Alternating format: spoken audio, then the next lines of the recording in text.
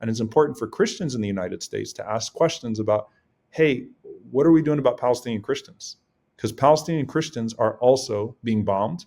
Their churches were bombed in Gaza by Israel, the third oldest church in Christianity. Christian hospitals were bombed by Israel. When Saladin retakes Jerusalem, he upholds the sanctity of all Christian sites. He returns all Christian sites to the Christian holy figures, Mhm. makes sure that the Church of Nativity, the Holy Sepulchre, are in good hands, shows that we have no interest as Muslims in desecrating anyone's religious figures. And he cites that. He goes back to the first time Muslims entered into Jerusalem under the man I'm named after, which is the Caliph Omar ibn Khattab, who was so insistent that Christian sites would be maintained that when he was given a tour of the Christian sites by the patriarch, the second prayer came in, the Dhuhr prayer came in, and he was offered by the patriarch to pray in the Holy Sepulchre. And he said, no, because if I do that, then Muslims might come generations later and claim it for themselves.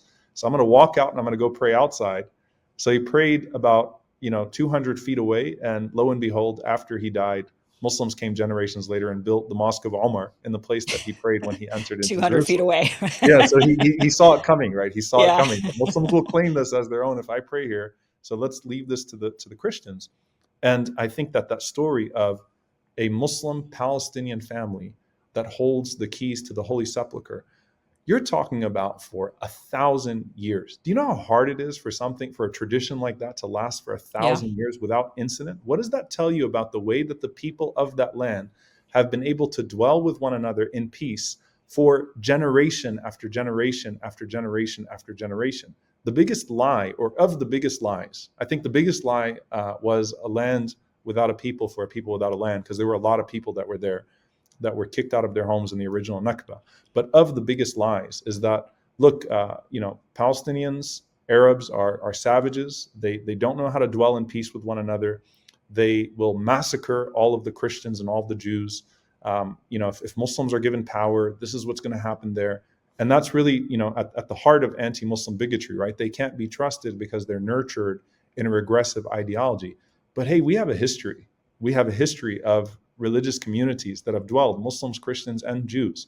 Believe it or not, Palestinian Jews, Yeah. Palestinian Christians, Palestinian Muslims that have intermarried, that have shared families, that have shared places of worship without incident for generation after generation after generation. So you didn't come and civilize anybody. In Right. fact, you brought the worst type of barbarity upon a people who have figured out what we're still trying to figure out in the 21st century and so many other parts of the world. You visited a horrific atrocity upon them, a continuing unfolding atrocity. And it's important for Christians in the United States to ask questions about, hey, what are we doing about Palestinian Christians? Because Palestinian Christians are also being bombed. Their churches were bombed in Gaza by Israel, the third oldest church in Christianity. Christian hospitals were bombed by Israel. Justin Amish, who was a former Republican congressman, Palestinian Christian, had family members that were killed in a bombing of Palestinian Christians. There are Palestinian Christians that live, a few hundred feet away from the Holy Sepulchre and the Church of Nativity that have never been able to enter because of apartheid, because they are not human enough. Yeah. And think about what that means when they see Christian Zionists who proudly talk about their commitment to a state of Israel, to a European colonizing state of Israel, over their own Christian brethren.